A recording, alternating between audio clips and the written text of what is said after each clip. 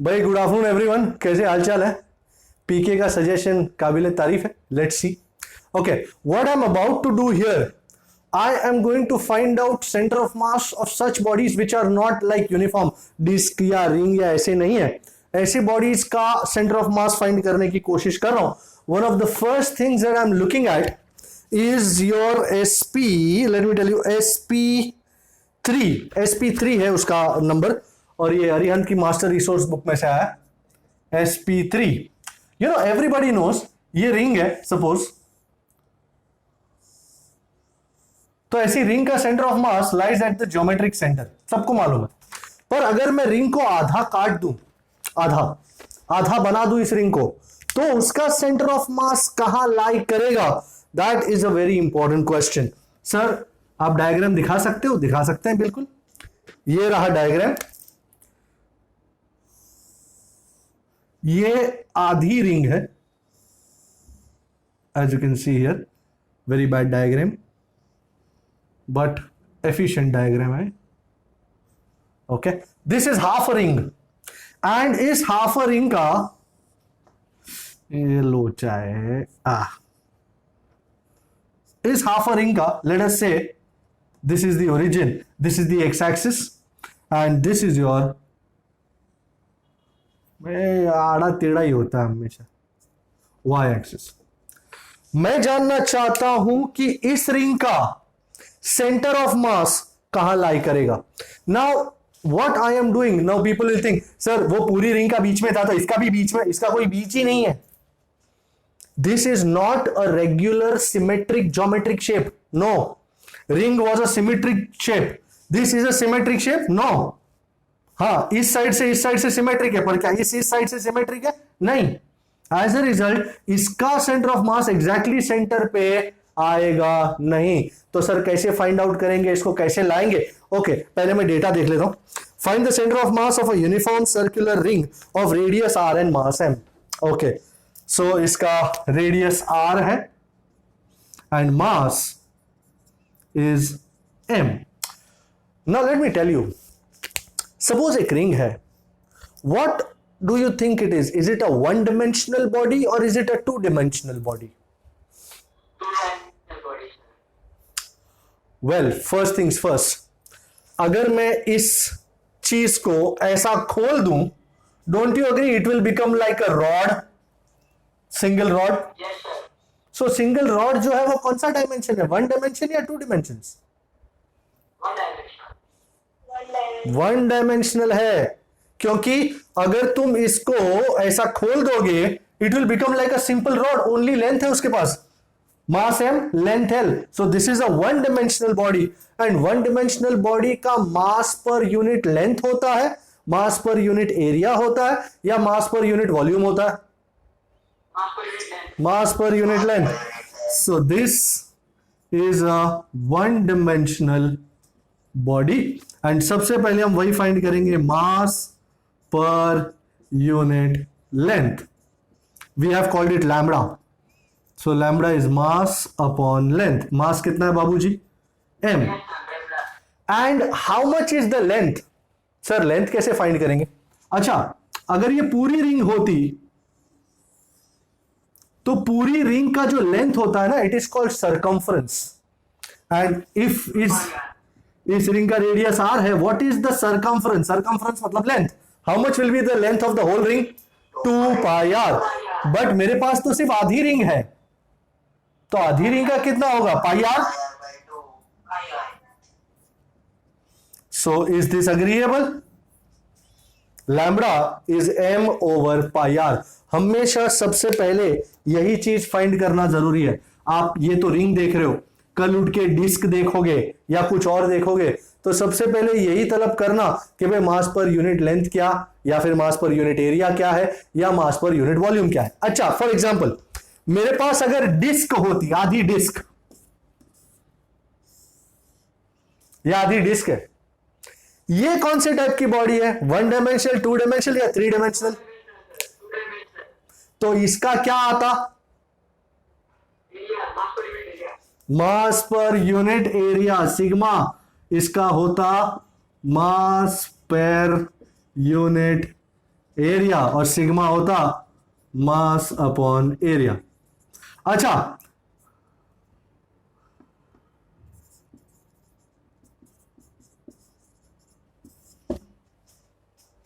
You know what's a semi sphere? You know what is a semi sphere? कोई मेरे को example तो बताओ, what's a semi sphere? Ball को आधा कट कर देना। कौन सा बॉल? हाँ, रबर बॉल को आधा कट करेगा तो वो हेमीस्फीयर हो जाएगा, तंबू की तरह। सेमी स्फीयर मतलब गोले का आधा। गोला नो यू, तरबूज, watermelon, you know watermelon is a तरबूज, इज अ गोला।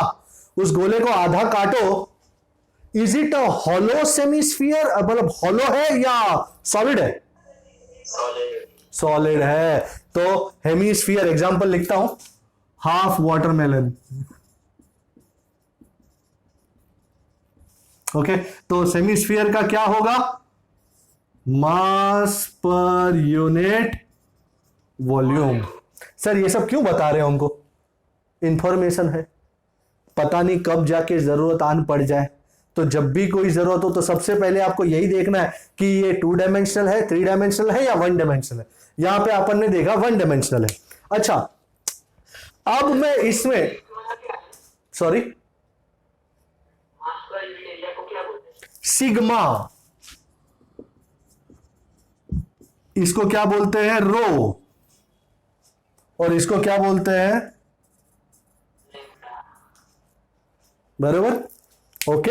अच्छा अच्छा अच्छा अच्छा अच्छा, अब क्या करेंगे सर आगे का स्टेप?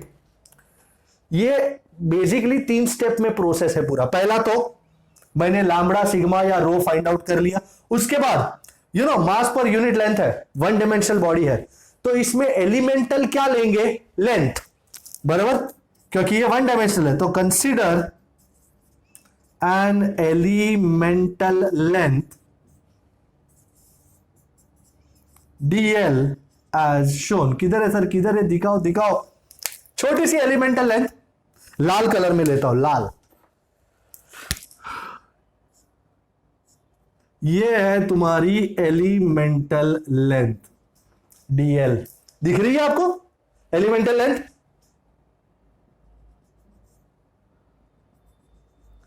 रिंग को एक छोटे से भाग में मैंने एलिमेंटल लेंथ लिया है dl। इतना एंगल है d थीटा, और ये है थीटा, ये है r, ये है r, रेडियस r। अच्छा, इससे पहले कि मैं आगे बढ़ूं, यहां ये 1 डिमेंशनल है तो मैंने लिया एलिमेंटल लेंथ। ये 2 डिमेंशनल है तो मैं इसमें क्या लूंगा? और ये 3 डिमेंशनल है, मैं इसमें क्या लूंगा जी? कोई शक?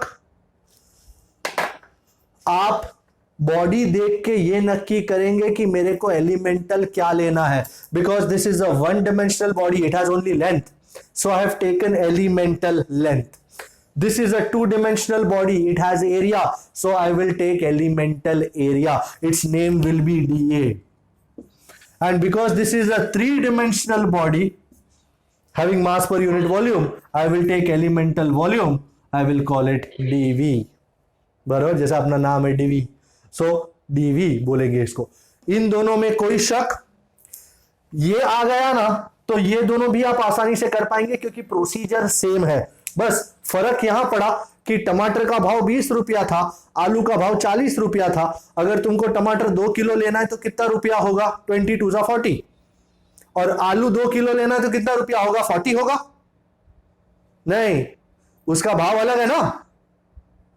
आलू का भाव कितना? आलू 40 रुपीज, तो 2 किलो का कितना रुपया होगा? 80 रुपए। Very good. तो प्रोसीजर वही, सोच नहीं। ओके, ऑलराइट, तो आगे बढ़ जाते हैं। अब अपने को जगह चाहिए ना।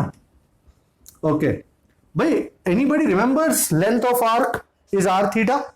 किसी को याद है क्या? Yes sir. Hello sir. Hello sir, delta कर ही दो। हाँ हाँ, हित कुछ कह रहा था तू। वेरी गुड वेरी गुड, क्या बात है बेटा। मैं थोड़ी सी जगह खींच लेता हूं।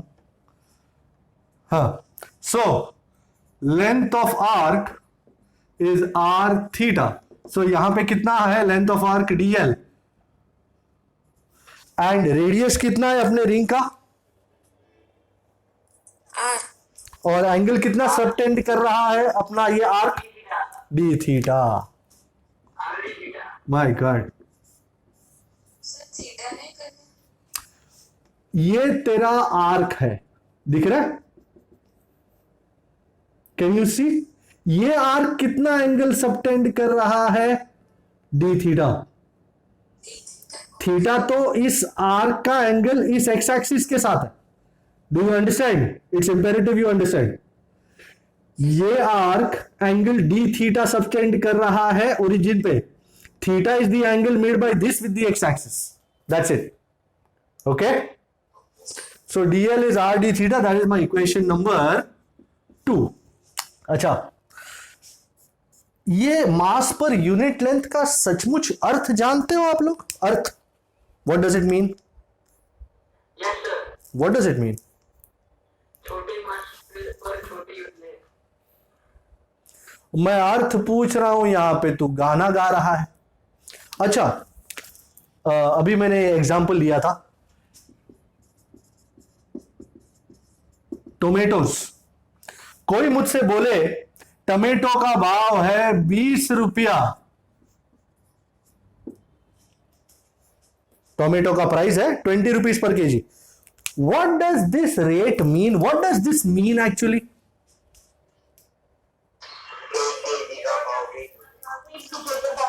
एक किलो का भाव 20 रुपल्ली है।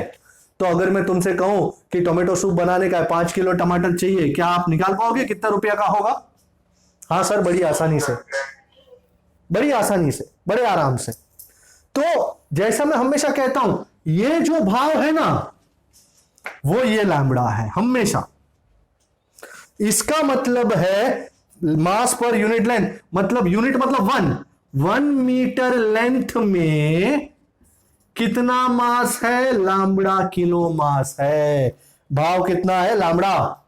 सो इसका मतलब है, जैसे भाव है इसका 20, इसका मतलब 1 किलो का भाव है 20 रुपीज, वैसे 1 मीटर में लैम्बडा किलो मास है। अच्छा, तो 5 मीटर लेंथ में कितना किलो मास होगा सरकार? माय गॉड, अच्छा, तो डीएल मीटर में लेंथ में कितना मास होगा जी? क्या बात है, क्या बात है, इंटेलिजेंस पर्सोनिफाइड। सो ये भाव के बाबत में कोई शक है आपको? Do you understand now what मास पर यूनिट लेंथ मींस? मास पर यूनिट लेंथ मींस कि 1 मीटर लेंथ में कितना मास होगा, कितना मास होगा, लैम्बडा। अगर मैं यहां पे ये कहता कि मेरा surface mass density sigma, you know मास पर यूनिट एरिया, मेरा मास पर यूनिट एरिया इज सिग्मा, इसका अर्थ क्या होता? Very common, very general funda. Sir मैं 1 मीटर स्क्वायर एरिया में sigma kg mass. My God, too much information. Absolutely lovely. 1 metre square area में सिग्मा किलो मास है। और अगर मैं तुमसे कहूं कि मास पर unit volume is rho, go ahead. 1 metre cube volume में रो केजी मास। हाँ, अत्यंत आनंदमय। किसी को शक है सर आप आगे नहीं बढ़ रहे हो? बड़े आगे तो बढ़ेंगे ही, पर जहां से आगे बढ़ रहे धीरे धीरे वहां पे वो हम कदम अपने साबुत करके चले ना, हम कदम जमा के चलते हैं कि एक चीज समझ में आ गई, इसका मतलब ये नहीं है कि दूसरी चीजों को साथ में नहीं ले सकते। डू यू अंडरस्टैंड व्हाट मास पर यूनिट लेंथ मींस? मास पर यूनिट एरिया, मास पर यूनिट वॉल्यूम। कोई शक? एनीबॉडी? सर साबुत क्या होता है? साबुत मतलब परफेक्ट, जमा के। ताबूत नहीं, साबुत, सॉलिड। साबुत मतलब सॉलिड। अच्छा भाई, तो अब साबुत बीबूत सब बरोबर है। पहली बात, भाई हमने इसको बहुत गोला मार दिया। हाँ सर। 1 मीटर लेंथ में लैम्बडा किलो है हमारे पास, तो डीएल मीटर में कितना मास होगा सरकार? My god. So mass contained in elemental length DL is, हम इसको नाम देते हैं डीएम। छोटी लेंथ है ना डीएल, छोटा मास डीएम, लैम्बडा डीएल। लैम्बडा किधर गया? ये रहा एम। अभी लैम्बडा रखना है, लैम्बडा रखो, एंड में सब्स्टिट्यूट कर देंगे, ठीक है ना। अभी क्यों सब्स्टिट्यूशन का तंबूरा बजाते फिरे? Is this okay? Agreeable? Okay. अब भाई, अब सर अब क्या करेंगे भाई? ध्यान से, मैं इसके कंपोनेंट्स लेने वाला हूं। ये इसका एक्स कंपोनेंट है, this is r and this is theta. Anybody can tell me what will be this component? And this is my y component. My god, my god, is this absolutely agreeable? Sorry, ये यहां बनी थी। तू भी कमाल करता है, vector थोड़ी है ये कि जिसकी मुंडिया बनाते फिरेंगे हम, है जी। ओके, अच्छा भाई, ये समझ में आ गया, r cos theta r sine theta. मैं आपको लास्ट टाइम देखे हुए कुछ इक्वेशन याद दिला दूं। We know, you remember XCM Yes sir. is integral x dm over integral dm. And what is YCM? Integral y dm over integral dm. तो आओ राजा, आओ राजा भाई। x की, अच्छा हमने x या y लिखा ही नहीं, ये रहा x, मैंने लिखा नहीं पर आप समझ लेना, और ये रहा y। So x is equal to r cos theta. x is r cos theta. How much is dm? ये रहा lambda r d theta over dm, integral dm lambda r d theta। Sir कहां से कहां तक जाएंगे हम? यहां से लेट अस से पॉइंट ए से पूरा टक टक टक टक टक टक टक टक घूम के पॉइंट बी तक जाना है। तो कितना है? अगर सपोज यहां पे 0 है, टक टक टक टक टक टक टक टक 90, टक टक टक टक टक टक टक 180। तो 0 से लेकर पाई तक, 0 से लेकर पाई तक। Is this agreeable? सबसे पहले ये अग्रीएबल है, समझ में आया इतना कि फिर से समझाऊं पीपल?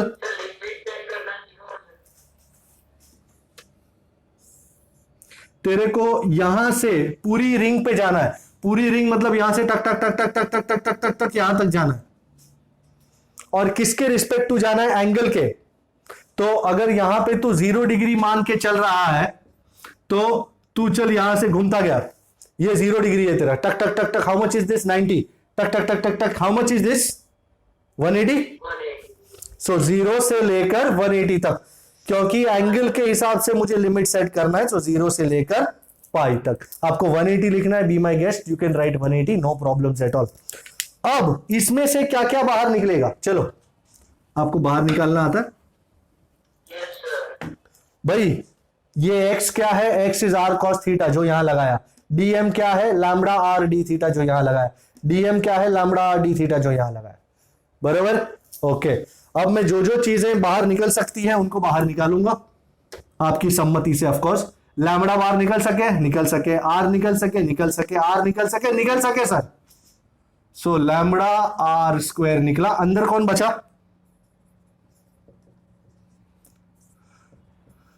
अपॉन, इधर में से भी लैम्बडा r बाहर निकला, इंटीग्रल d थीटा। अच्छा सर, हमको इंटीग्रल dx तो पता है, इंटीग्रल dx इज x, वो ठीक है, पर ये इंटीग्रल cos थीटा नहीं मालूम है sir. I understand, I am sure आपको नहीं मालूम होगा, तो मैं हूं ना, किसके लिए हूं मैं? अच्छा, ये दो इंपॉर्टेंट फॉर्मूले लिख लो। Integral sine theta d theta is minus cos theta and integral cos theta d theta is sine theta. क्या आपने ये दो फॉर्मूला लिख लिए?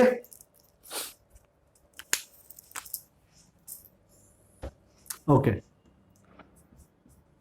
How much is integral cos theta? Sir sine theta कहां से लेकर कहां तक? 0 से लेकर पाई तक, और नीचे लैम्बडा आर। ए भाई, तुमको काटम काटी खेलनी है? ए काटम काटी खेल सकते ना, लैम्बडा लैम्बडा आर आर, है ना? ठाकुर की बचने दे। And integral d theta, theta 0 से लेकर पाई तक। चलो भाई, साइन पाई, पहले थीटा की जगह pi, minus sine 0, and pi minus 0 is how much? Pi. भाई I think everybody knows, everybody, sine pi is how much? 0, sine 0 is 0। तो आपका एक्ससीएम कितना है? Is this understood? एक्ससीएम तो 0 है, वाईसीएम फाइंड करना है, same procedure. YCM is integral YDM over integral DM। है आप में कोई जो ये कर सके YDM वाला? मैंने फॉर्मूला भी यहां लिख के रखा है, आपको जो भी फॉर्मूला चाहिए। And please don't look inside the book, inside the book you will be confused, you will be nothing else, you will be absolutely thoroughly totally confused. तो YCM मैं यहीं से शुरू कर देता हूं, इज इंटीग्रल YDM। y कितना है? r साइन थीटा, यहां r साइन थीटा लगा है, लैम्बडा डी थीटा वही है, लैम्बडा डी थीटा वही है, 0 से पाई, 0 से pi. Find me the answer in 1 minute flat. Okay, as I said YCM is integral YDM over integral DM। दे धमाधम ले धमाधम। y कितना है? r sine theta. DM कितना है? Lambda r d theta upon DM कितना है? Lambda r d theta. And as usual same limit 0 से पाई तक, 0 से पाई तक। अब लैम्बडा आर आर, तो लैम्बडा आर स्क्वायर बाहर, इंटीग्रल में sine theta d theta upon lambda r integral d theta. आपको अगर इतना सारा वो नहीं करना है कि सर ये तो हमको आपने आगे के स्टेप में ही किया था सब, ये नीचे इंटीग्रल डी थीटा जो है वो पाई आता है, ठीक है। अच्छा, what is integral sine theta? कहां से लेकर कहां तक? 0 से लेकर पाई तक। अब यहां पे संभालिएगा जरा, ए भाई किसी को नीचे पाई में लोचा नहीं हो ना। Integral d theta is theta from 0 to pi, तो pi minus 0 was pi, last में भी पाई ही था, minus cos pi minus cos 0। I am sure majority लोगों ने यहां पे कुछ गड़बड़ कर ली है। Cos pi -1, minus minus plus cos 0 1। भाई minus of -1 is how much? 1। तो ये 1 + 1 कितना हो गया महाराज?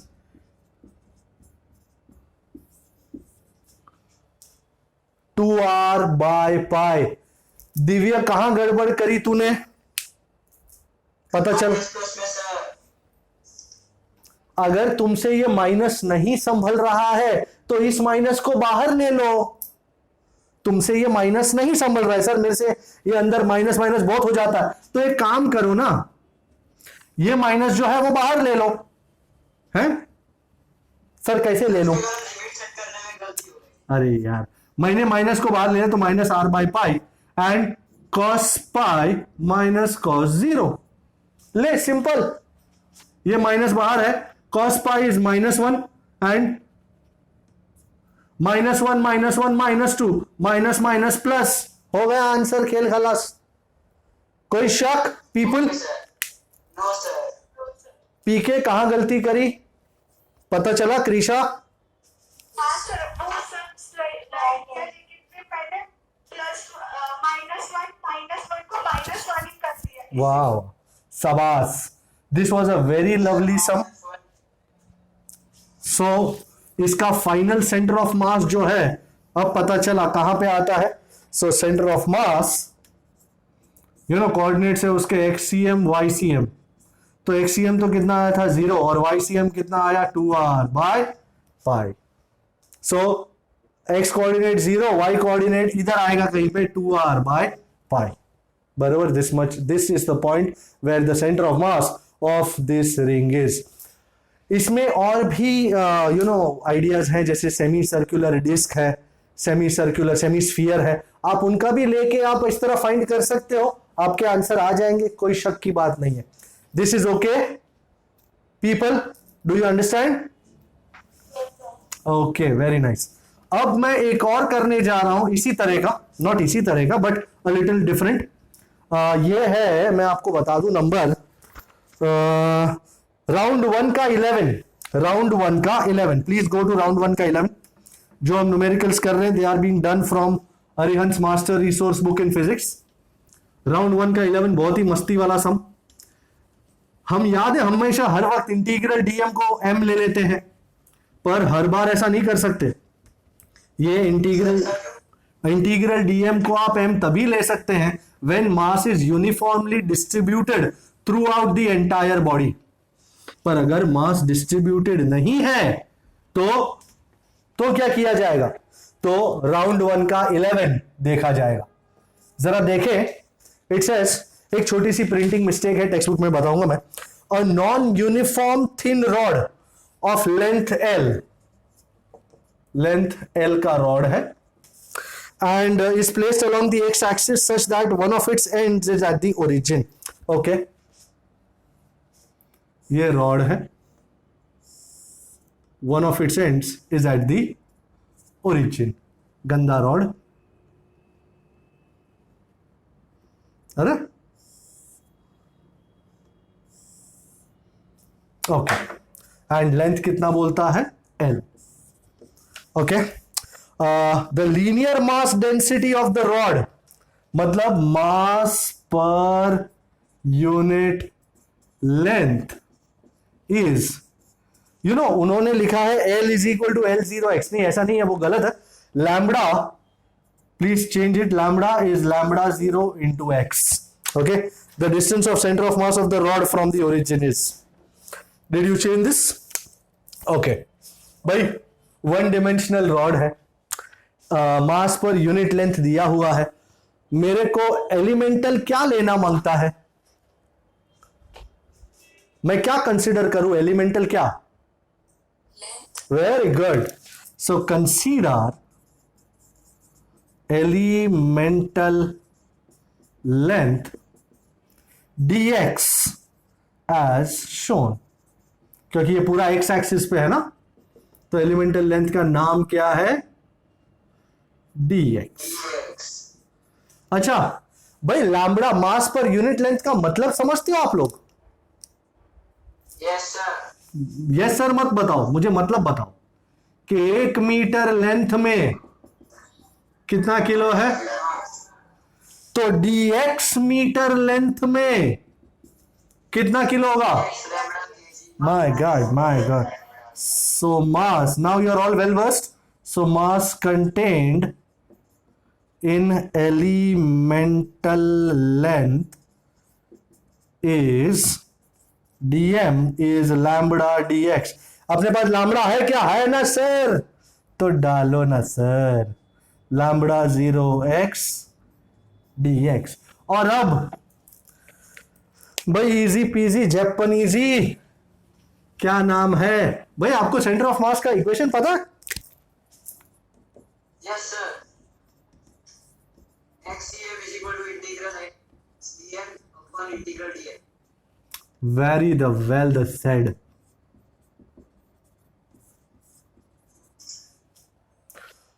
यहां से इंटीग्रल डीएम को एम अगर ले लिए, बंटा ढार हो गया आपका. Yes, sir. क्योंकि आपने देखा आपका लैम्बडा जो है ना एक्स के साथ बढ़ता जाता है. मैं एक्चुअली ये जो डायग्राम बनाया ना, सच बताऊं ना, डायग्राम गलत है. मैं आपको एंड में असली डायग्राम बताऊंगा कैसा है. अच्छा भाई, चल मेरे पास dm है sir. डीएम है, कितना है? Lambda 0x dx. सर जी, सर ये रॉड है, उसकी पूरी लेंथ L है, तो उसका सेंटर ऑफ मास एग्जैक्टली बीच में होगा, तो डिस्टेंस L/2 नहीं होगा? सबसे इंपॉर्टेंट बात पीके ने छेड़ दी कि सर ये पूरी रॉड का लेंथ एल है, तो shouldn't the centre of mass be at the centre? बिल्कुल, बट वो रॉड यूनिफॉर्म होनी चाहिए, बराबर? Mass should be uniformly distributed. Here can you see mass पर unit length is not uniform, it is changing with x. So if I were to give you the truth, if the truth be said, मैं actually ये सम खत्म करके नया diagram बनाने वाला था, but पीके के इस सवाल ने मुझे हिला के रख डाला है कि नहीं, पीके देखना चाहते हैं कि रॉड कैसा है, तो पीके खरबचड़ा है सर। ना ना ना को खरबचड़ा ना है भाई.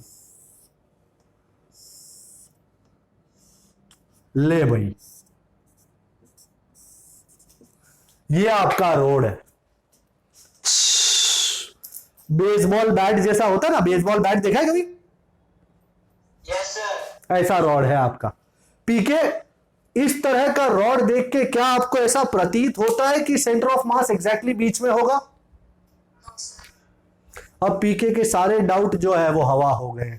अब उसको समझ में आया कि ऐसे रॉड का centre of mass exactly centre पे हो सकता नहीं. अरे भाई, डीएक्स किधर है?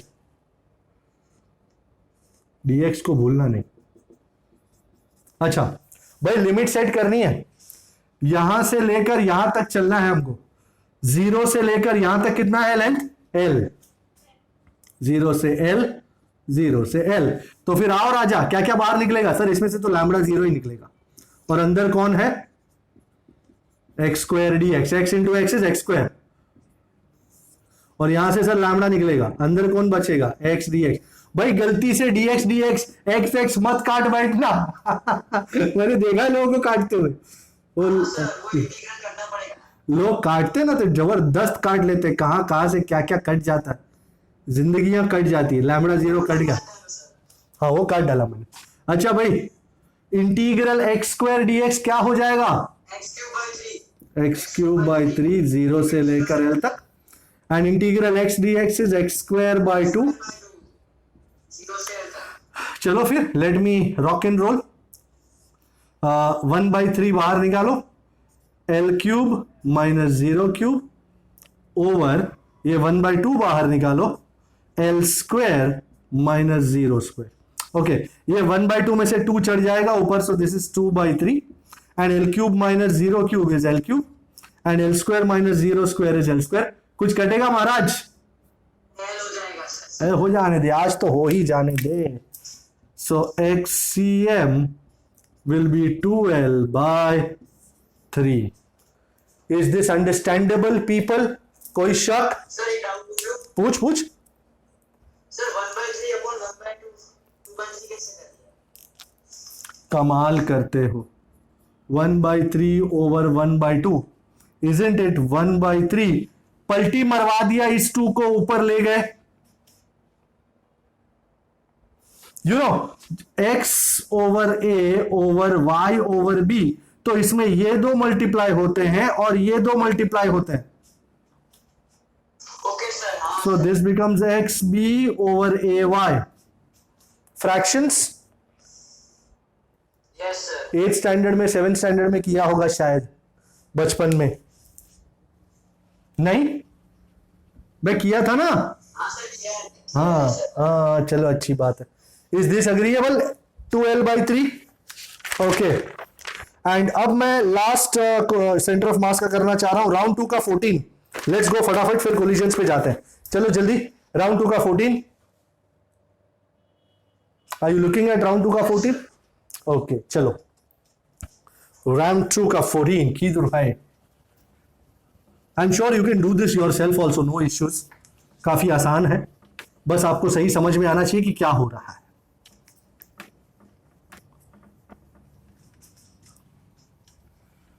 एंड यू नो, अब धीरे धीरे आप आगे बढ़ रहे हो ना, तो धीरे धीरे मल्टीपल चीजें एक साथ आएंगी. जैसे फॉर एग्जांपल मैंने राउंड 2 का 14 देखा, तो प्रोजेक्टाइल मोशन का आइडिया यूज करता है वो. हैव यू सीन राउंड 2 का 14? Are you there yet? Question ही लिखना पड़ा है। देखा, पीके ने सबसे पहले साइज देख ली.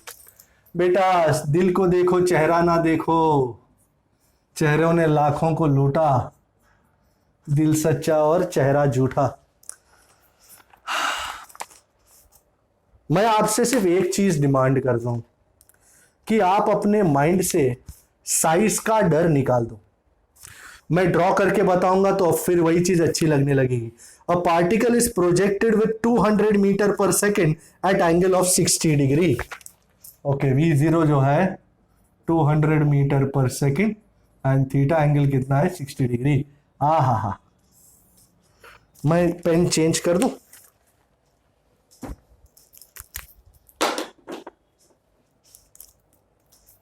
ओके, वाह, प्रोजेक्टाइल मोशन याद आ गया। एट द हाइएस्ट पॉइंट, हा, याद है हाइएस्ट पॉइंट, ऐसा जाता था ये, हाइएस्ट पॉइंट था ये भाई। When I ask you for highest point, do you remember highest point पे you know the speed along the y-axis becomes 0. There is only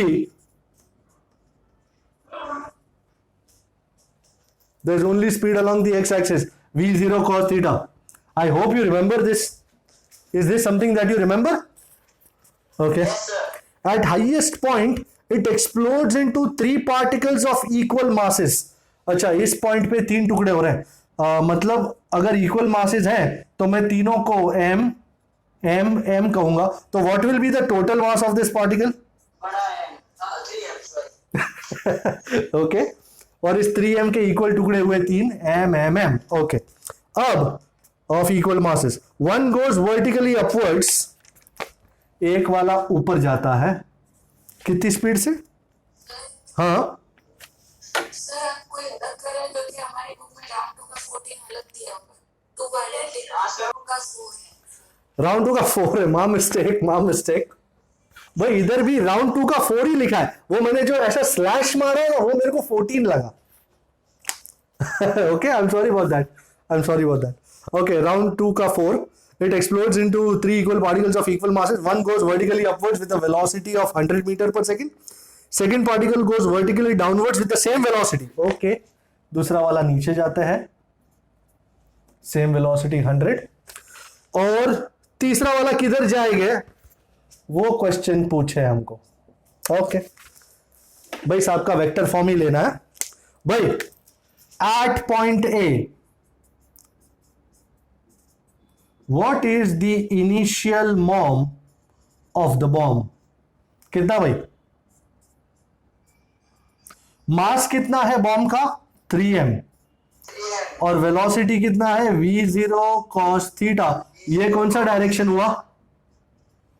I cap. तो 3m, v0 कितना है? 200, and cos 60 is how much?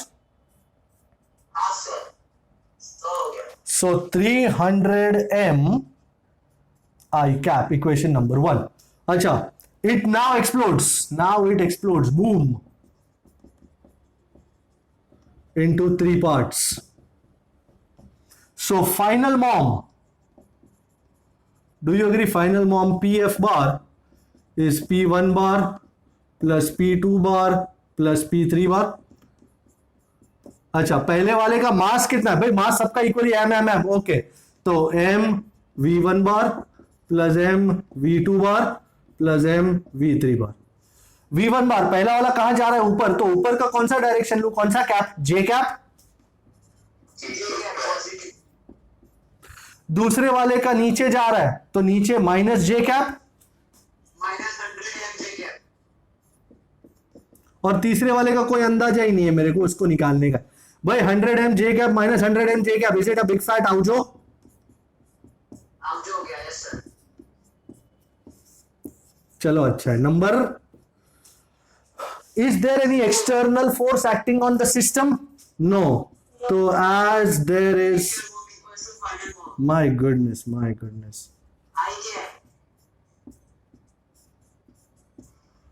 P i bar कितना है? 300m i cap is equal to p f bar क्या है? mv3 बार। ढिचके आओ। सो मेरे को मेरा आंसर मिल चुका है। v3 bar is 300 i cap metre पर second. So this third part moves with a velocity of 300 meter per second along positive x direction, yeah, horizontal direction. Can you see the answer? 300 meter per second in the horizontal direction.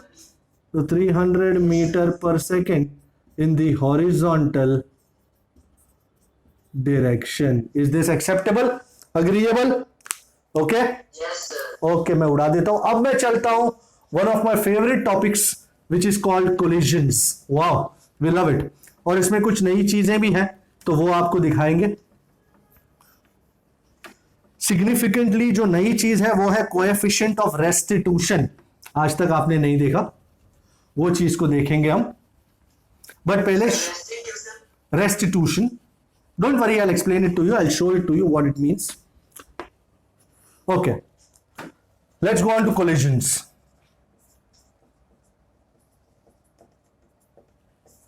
सबसे पहली बात.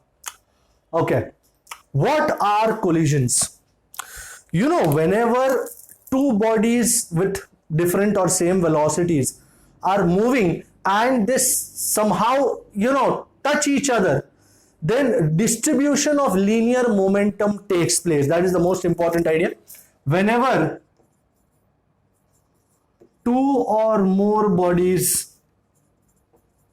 collide, फिर वो चाहे दो ball collide कर रहे हो, या दो बिलियर्ड बॉल्स कोलाइड कर रहे हो, या दो मार्बल्स कोलाइड कर रही हो, या दो बॉडीज, एक आदमी और एक हाथी कोलाइड कर रहा हो, कोई भी चीज में whenever two or more bodies collide, there occurs a redistribution of the linear momentum of the bodies, of the colliding bodies.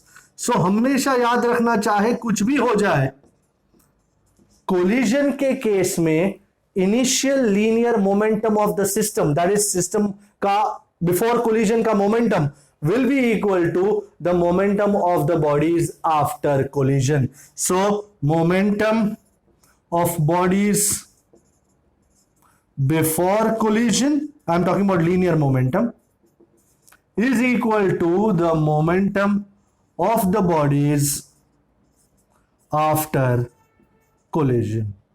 To be very frank, the total energy is also conserved. Linear momentum तो conserved है ही, the total energy is also conserved. total energy मतलब kinetic plus potential. अगर total kinetic energy conserved हो गई तो it's an elastic collision, and अगर kinetic energy conserved नहीं है तो it is an inelastic collision. If total kinetic energy is conserved, collision is elastic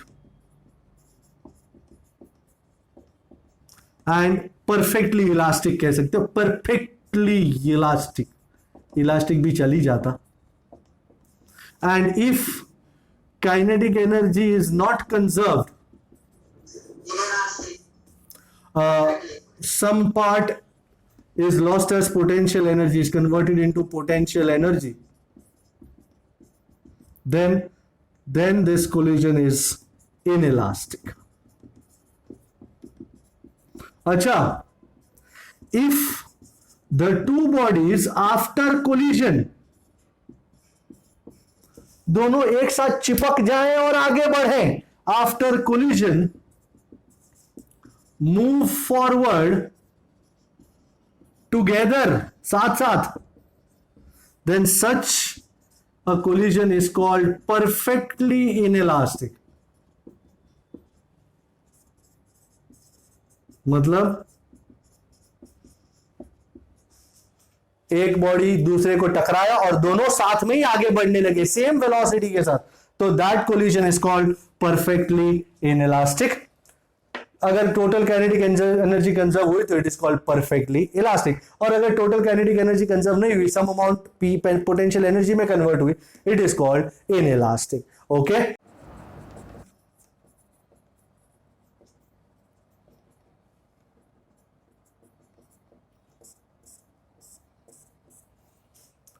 so we are talking about perfectly elastic collision in one dimension. Now what it means, सबसे पहले data देख लो. ये है body 1, जिसका मास है m1, moving with a speed of u1, going and colliding with body 2 जिसका मास है m2, moving with speed u2। ये कोलिजन के पहले का माहौल है। अब ये जाके ढप करके इसको टकराएगा और कोलिजन के बाद 1 वाले की स्पीड हो जाएगी v1 एंड 2 वाले की स्पीड हो जाएगी v2। ओके, कोलिजन के पहले स्पीड थी u1 और u2, कोलिजन के बाद स्पीड होगी v1 और v2। This is before the collision and this is after the collision. भाई कोई भी टाइप का कोलिजन हो, do you agree total linear momentum is conserved as Yes, sir. total linear momentum is conserved. So momentum before collision, what is momentum before collision? m1 u1 plus m2 u2 is equal to what is the momentum after collision? m1 v1 Plus M2 V2. भाई याद रखें collision is elastic. As collision is elastic, so total kinetic energy is also conserved. So initial Ke is equal to final Ke. Who is going to give me initial Ke? Half m1 u1 square plus half Plus half M2 U2 square is equal to is equal to half M1 V1 square plus half M2 V2 square. शाबाश। वैसे आसान सी चीज है। और इन दोनों को equate करके हम फाइनली v1 और v2 के इक्वेशंस निकाल सकते हैं। So equating 1 and 2, we don't want to fall into that traps. हमको डेरिवेशन का कतई इंटरेस्ट नहीं है, हमको सिर्फ इक्वेशन में इंटरेस्ट है और वो याद करने पड़ेंगे श्रीमान। v1, अभी इसको देख के कोई बोलेगा सर बड़े बड़े इक्वेशन हैं। भाई दुनिया में इक्वेशन बड़े होते हैं, याद करने पड़ते हैं। And v2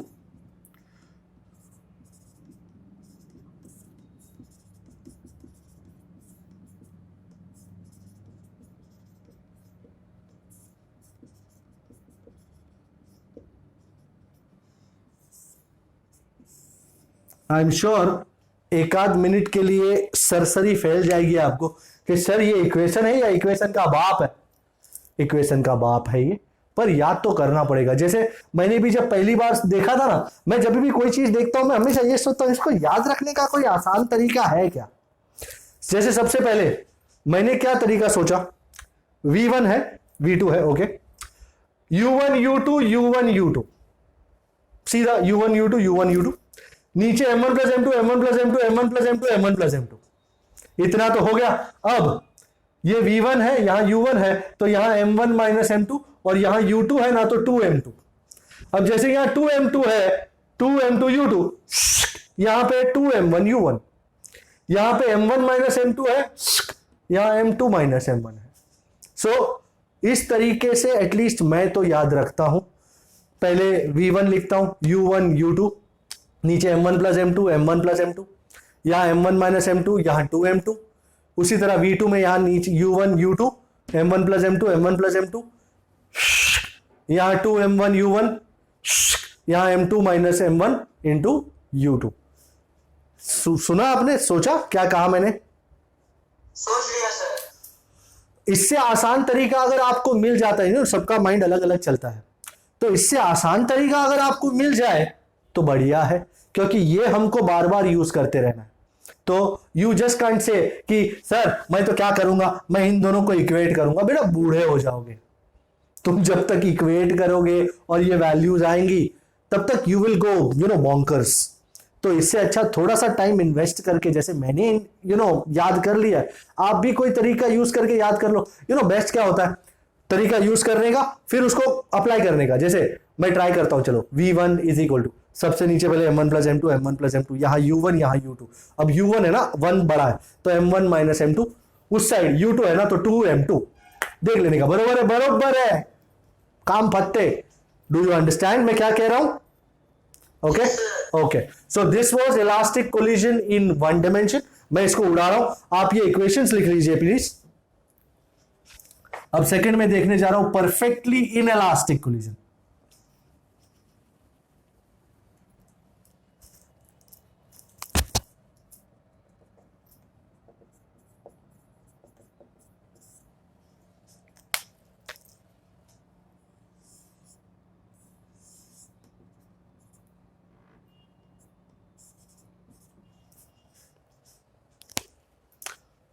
Can I safely take this off? But I hope people have written, because I might tend to use it today. I just might, But if I use it and you have not written it, so you are in a soup. Now don't ask me which soup. Okay. All right, ladies and gentlemen, we are talking about a perfectly inelastic collision. Now I got two bodies, 1 and 2. इसका mass m1 है, moving with speed u1. इसका mass m2 है, moving with speed u2. These collide and collision के बाद दोनों चिपक जावन। हो, दोनों चिपक गए और दोनों संगे संगे velocity v से move कर रहे हैं। Okay, this before collision, this after collision. Now total linear momentum तो हर हाल में कंजर्व होता ही है। So m1 u1 plus m2 u2. What is the total momentum after collision? m1 plus m2 So अगर कोई मुझसे पूछे भाई what is the combined speed after collision, तो क्या होगी मेरी combined speed? m1 u1 plus m2 u2 upon m1 plus m2. Oki डोकी। And अगर मुझसे कोई पूछ ले, भाई कोई पूछ सकता है कि इस सिचुएशन में काइनेटिक एनर्जी कंजर्व हुई कि नहीं, मेरा जवाब क्या होगा? ना सर, ना पर अगर कोई तुमसे पूछे what is the loss of kinetic energy, तो क्या कहोगे आप? Initial kinetic energy, how much is initial kinetic energy? Half m1 u1 square plus half m2 u2 square. And what is the final kinetic energy? Half, कितना मास है? Very good. And अगर तुमसे कोई पूछे loss in kinetic energy will be के आई minus के F, this minus this will be the loss in kinetic energy. कभी कभी ये भी होता है कि जैसे एग्जांपल देता हूं मैं कि एक तुम्हारे पास कोई बैग है या कुछ है, जैसे सैंड बैग और समथिंग लाइक दैट, एंड उसमें तुमने मारी गोली, बराबर, और ये बुलेट जो है आपने मारी लेट अस से स्पीड u के साथ, सैंड बैग स्टेशनरी थी, अब बुलेट जो है बैग में घुस गई और बुलेट और बैग दोनों ऐसे ऊपर चढ़े, लेट अस से थोड़ी देर बाद यहां दिखाई दिए बुलेट और बैग, पोटेंशियल एनर्जी बढ़ी। या माय गॉड। और हमसे पूछा जाता है what is the height eight which the body goes, तो किस तरह किया जाए? सबसे इंपॉर्टेंट बात, सबसे पहले तुम क्या करोगे? Initial mom is equal to final mom करके ये स्पीड फाइंड करोगे, and this kinetic energy of the system is now converted into potential energy of the system. So kinetic energy final is equal to potential energy. What is final kinetic energy? Half m1 plus m2, let us call it इसकी final speed है v, तो into v square is, by anybody remembers potential energy? Total mass into gh। तो इस तरह आप करके खचक v square is 2gh, तो यहां से h इज v। ये भाई तुझे वेलोसिटी नहीं फाइंड करनी, हाइट फाइंड करनी है, समझा? अंडरस्टैंड?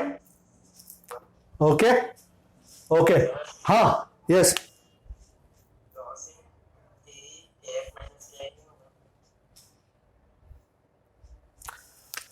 सपोज सिस्टम का इनिशियल काइनेटिक एनर्जी 10 जूल है, ये इसको 10 जूल कहते हैं, and final kinetic energy 5 joule है, तो कितना नुकसान हुआ काइनेटिक एनर्जी का? के एफ माइनस के आई या के आई माइनस के एफ? और वो क्वेश्चन पे डिपेंड करता है ना कौन सा ज्यादा। ओ भाई, अगर तेरा इनिशियल काइनेटिक एनर्जी 10 जूल है तो फाइनल 10 जूल से ज्यादा कैसे हो सकता है? दूसरी एनर्जी आई कहां से? किसने दी? क्या यह पॉसिबल है कि तेरी इनिशियल काइनेटिक एनर्जी 10 जूल हो और फाइनल 15 जूल हो? तो बाकी की 5 जूल कौन दिया? हाँ, यह पॉसिबल है कि तेरी इनिशियल काइनेटिक एनर्जी 10 जूल है, फाइनल काइनेटिक एनर्जी 5 जूल, इसका मतलब बाकी की 5 जूल पोटेंशियल एनर्जी में कन्वर्ट हो गई। ये दोनों टकराए तो गर्मी वर्मी निकली होगी, हीट एनर्जी होगी, थोड़ी बॉडीज का थोड़ा डिफॉर्मेशन हुआ होगा, तो बाकी की 5 जूल एनर्जी लॉस उसमें हो गया। पर तेरी इनिशियल 10 जूल है और फाइनल 15 जूल, ये पॉसिबल नहीं। बाकी की 5 जूल किसने कंट्रीब्यूट किया? Do you understand? Is this making sense? Yes, sir. So initial can be 10 joule, final can be 5 joule, possible. जहां पे 5 joule is lost as potential energy, heat energy, sound energy, many other energies. But you cannot have initial 10 joule and final 15 joule, because then the question will arise by the law of conservation of energy, who contributed the remaining 5 joule? Sir, हाँ। ऐसा हो सकता है sir? कैसा? 10 joule और 15 joule initial. सब कुछ हो सकता है, सब कुछ हो सकता है, बट वो 5 जूल एनर्जी कंट्रीब्यूट कौन करेगा? कौन सा यहां पे कौन सा फैक्टर है इन दोनों की वेलोसिटी के अलावा? इन दोनों के पास वेलोसिटी है तो काइनेटिक एनर्जी है, तो काइनेटिक एनर्जी अलावा इसके यहां पे और कोई फैक्टर ही नहीं है जो यहां पे एनर्जी बढ़ा दे, है ना? सिस्टम में ऐसा कोई फैक्टर ही नहीं है। Yes sir. और अगर फैक्टर होता भी तो क्या वो कोलिजन के पहले फैक्टर नहीं था? कोलिजन के बाद ही वो फैक्टर कैसे पैदा हुआ? तुम अगर बोलो सर मैं गर्मी देता हूं इसको, ओके गर्मी दे दे, कोई दिक्कत नहीं, पर क्या वो गर्मी सिर्फ आफ्टर कोलिजन देगा तू या बिफोर कोलिजन भी होगी? So final kinetic energy can never be more equal, तो चलो परफेक्टली इलास्टिक कोलिजन होगा तो इक्वल होगी, बाकी कोई भी और टाइप का कोलिजन हो, initial kinetic energy is always more than final kinetic energy. Is this agreeable? Okay people? Okay, alright. अब बात करते हैं आगे जाके। अब मैं बात करता हूं एक नए फैक्टर की, एक नए टर्म की, जिसका नाम है कोएफिशिएंट ऑफ रेस्टिट्यूशन। इससे पहले मैं आपको बता दूं क्या होता है वो। Sir RIT. आरआईटी ये क्या होता है?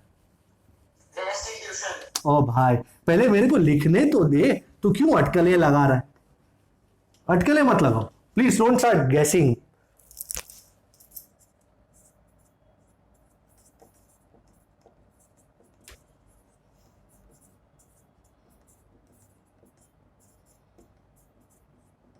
अब ठीक है? यस सर, बराबर है। What is coefficient of restitution? It is a ratio of the speed of separation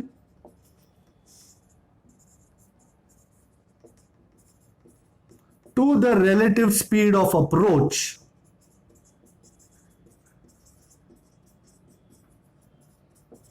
so E, relative separation speed, don't start thinking, over relative approach speed. Example लेके बात करूंगा। सपोज मेरे पास दो बॉडीज है, m1 moving with speed u1, m2 moving with speed u2. This before the collision. After the collision m1 moving with speed v1 and m2 moving with speed v2. इस situation में how are you going to apply this formula? ध्यान से people, formula coming up. So coefficient of restitution E is minus, भाई relative separation speed मतलब speed after collision. इसकी speed कितनी है v2, इसकी स्पीड कितनी है v1. तो व्हाट इज रिलेटिव स्पीड?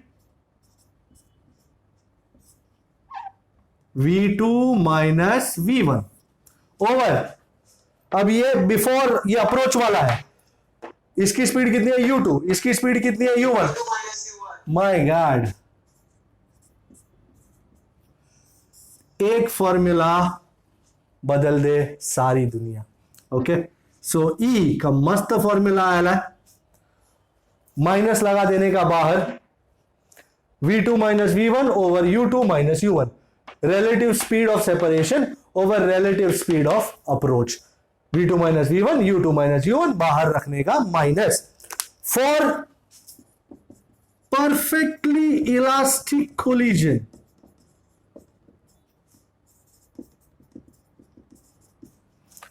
भाई अगर कोलिजन तुम्हारा परफेक्टली इलास्टिक है तो तुम्हारा ई कितना होगा?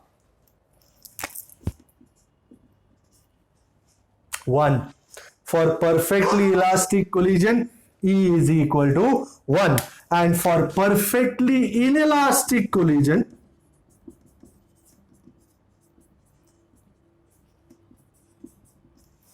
E की वैल्यू होगी 0. For perfectly elastic collision, E is 1. And for perfectly inelastic collision, E is 0. So practically, you know, E lies in all other types of collisions. E lies between 0 and 1. बराबर, 0 भी हो सकता है, 1 भी हो सकता है, but usually E lies between 0 and 1. मैंने जब परफेक्टली इलास्टिक कोलिजन किया था तब यू नो बोर्ड में हमने केसेस भी किए थे कुछ. मैं cases, I hope you can right this equation please. I hope you remember the, हमने 3 केसेस किए थे.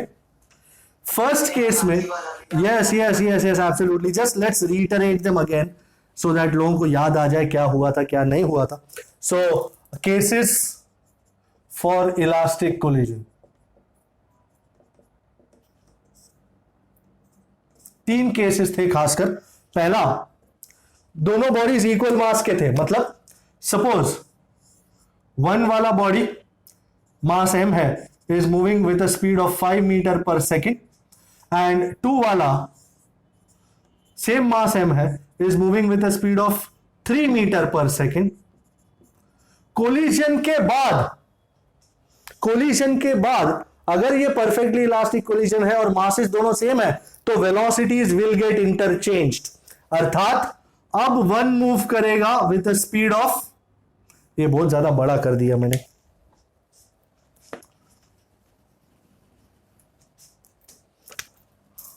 ये 1 है, mass m, u1 is 5 metre पर सेकेंड, ये 2 है, same mass m, u2 is 3 metre पर सेकेंड.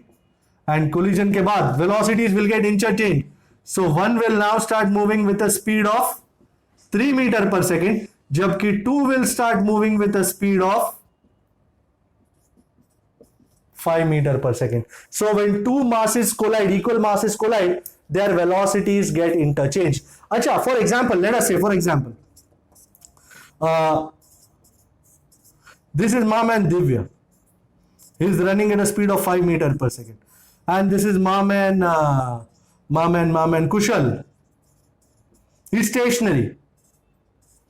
दिव्य का मास 50 किलो, कुशल का मास 50 किलो, करीबन. Now, from this data, दोनों के मासेस इक्वल है. Can you give me an idea कि कोलिजन के बाद दोनों की स्पीड्स क्या होगी भला? कोलिजन के बाद दिव्यलाल, do you agree? The velocities will get interchanged. Divyalal will come with a speed of v0. And how much speed will Kushal get? Same as Divya? Yes, sir. मैंने खोल ही दी. Do you understand this? Okay. Second, this is my man This is my man, Shashwat. And he is running with a speed of 10 meter per second. And he is colliding with this elephant. You know. Oh shit, bad elephant. Oh, this is elephant. Okay. Soon थोड़ी बड़ी हो गई ज़्यादा. But healthy elephant है. Okay, Shashwat, my man, has a mass of 70 kg. And elephant is lying stationary as a mass of 5000 kg only. Can you imagine what will happen now? ये collision के पहले का situation है. Collision के बाद हाथी, अच्छा पहले हाथी जो है वो 0 स्पीड पे था स्टेशनरी. कोलिजन के बाद हाथी की स्पीड कितनी होगी? 0. कोलिजन के बाद हाथी पे कोई असर नहीं पड़ेगा. हाथी will remain stationery. What do you think will be शाश्वत speed? -10 meter. No, he will rebound. Minus मतलब he will rebound. Yes, absolutely. He will rebound with the same speed. Do you understand? टकरा के वापस पीछे जाऊंगा ना अपने speed से. किससे टकरा के? हाथी से. बिल्कुल बिल्कुल. सो हाथियों से टकराना बहुत डेंजरस हो जाता है लाइफ में. सो हाथी से मत टकराना कभी. सो शाश्वत after the collision will now start moving in this direction with a speed of 10 meter per second. अच्छा, what if a very very dangerous case scenario. मैं अब यहाँ पे हमने पहले शाश्वत को कोलाइड करवाया था हाथी के साथ, और अब हम बहुत डेंजरस काम करने जा रहे हैं. हम हाथी को कोलाइड करने जा रहे हैं किसी और के साथ. सो दिस इज माय मैन हाथी. इसके साथ सर. अब लेट अस सी भाई कितने पैर है इसके हाथी के. हाँ, ये elephant 5000 kg only, and elephant is running with a speed of 10 meter per second towards a stationary. Stationary किसको पकड़ ले? Stationary my man Vijay. My man Vijay is there. Vijay 50 kg, my guy 50. Now Vijay stationary, बेचारा स्टेशनरी खड़ा है. बस स्टॉप पे किसी का इंतजार कर रहा है. रास्ते से जा रहा था, भेलपुरी खा रहा था. हाथी जब विजय से टकराएगा तो टकराने के बाद हाथी की स्पीड कितनी होगी? 10 meter. हाथी की स्पीड आफ्टर कोलिजन चेंज नहीं होगी. हाथी, बैड हाथी, will still move with a speed of 10 meter per second. and कोई जाके विजय को ढूंढ लाए. क्या लगता है विजय कितनी स्पीड पे जाएगा, या विजय स्टेशनरी खड़ा रहेगा? अभी कोई बोलेगा सर विजय है, हल्क थोड़ी है. 10 meter. ना भाई, Vijay will start moving with nearly double speed. हाथी की डबल स्पीड से मूव करना शुरू हो जाएगा. 200 मीटर पर सेकेंड. बराबर. नियरली हाथी की डबल स्पीड जितना विजय का स्पीड हो जाएगा, 220 मीटर पर second. So this is the idea of elastic collisions of a body with a larger, very larger body. So हाथी की स्पीड थोड़ी सी कम हो जाएगी, 10 नहीं होगी, थोड़ी 9 जैसी होगी, ऐसा कुछ होगा. इसकी स्पीड अब ये डबल स्पीड से जाने लगेगा. सो दिस इज हाउ. तो ये 10 नहीं, 9, करीबन 9 या 9.5. इसकी थोड़ी सी घट जाएगी. विजय डबल स्पीड से, इसकी डबल स्पीड से बूमा बूम करने लगेगा. Alright, so these were the cases. Do we have time?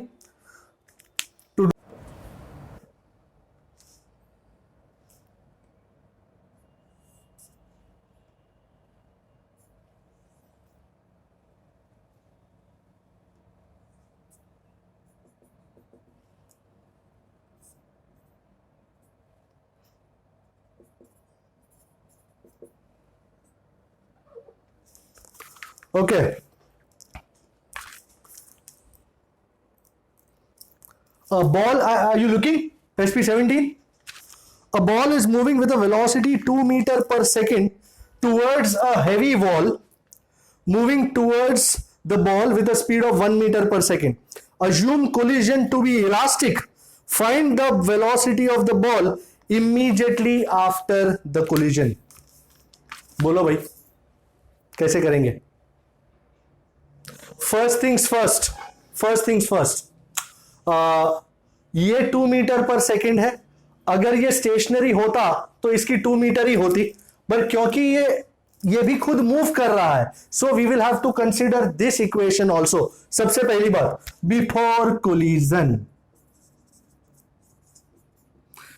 Collision इसको U1 बोलते हैं, इसको U2 बोलते हैं। तो U1 कितना है? 2 मीटर पर सेकेंड।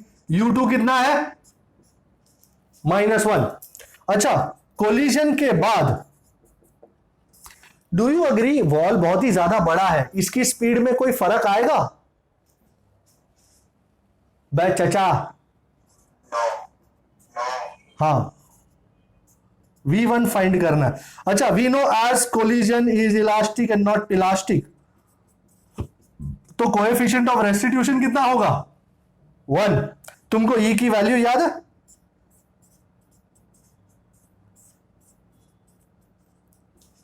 मैंने E की वैल्यू लगा दी है -V2 - V1 over U2 - U1। E की वैल्यू कितना है? 1।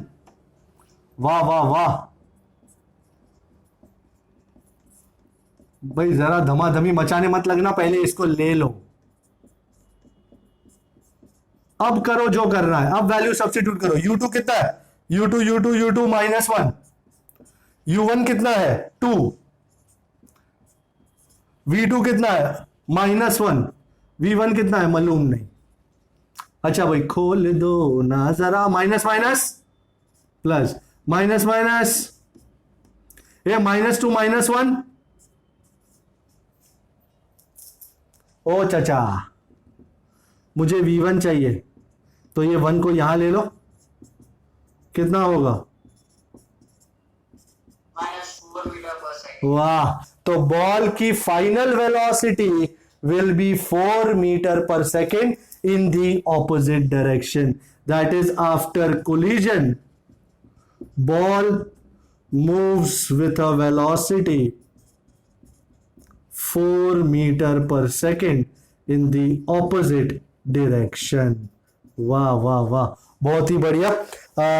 वैसे करने के लिए तो बहुत सी अच्छी अच्छी चीजें हैं, पर हमारे पास वक्त की थोड़ी सी कमी है। आई थिंक नेक्स्ट लेक्चर में ये कोएफिशिएंट ऑफ रेस्टिट्यूशन वगैरह और अच्छी तरह लेंगे एंड आगे बढ़ेंगे। तब तक थैंक यू सो मच, आप इसको कीजिए and you stay safe. Bye bye.